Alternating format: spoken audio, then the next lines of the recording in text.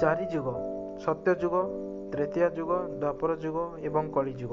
ଚାରି ବେଦ ସାମବେଦ, ଋକ୍, ଯଜୁର୍ବେଦ, ଅଥର୍ବ ବେଦ।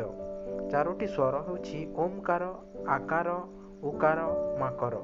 ଚାରି ଅପ୍ସରା ହେଉଛି ଉର୍ବଶୀ, ରମ୍ଭା, ମେନକା, ତିଲୋତ୍ତମା। ଚାରୋଟି ଦିଗ ହେଉଛି ପୂର୍ବ, ପଶ୍ଚିମ, ଉତ୍ତର, ଦକ୍ଷିଣ। ଚାରୋଟି ପ୍ରୟାସ ହେଉଛି ଧର୍ମ, ଅର୍ଥ, କାମ, ମୋକ୍ଷ। ଚାରୋଟି ଆଶ୍ରମ ହେଉଛି ବ୍ରହ୍ମଚର୍ଯ୍ୟ, ଗୃହସ୍ଥ, ବାନପ୍ରସ୍ଥ, ସନ୍ନ୍ୟାସ। ଚାରୋଟି ନୀତି ହେଉଛି ସାମ, ଦାମ, ଦଣ୍ଡ, ଭେଦ।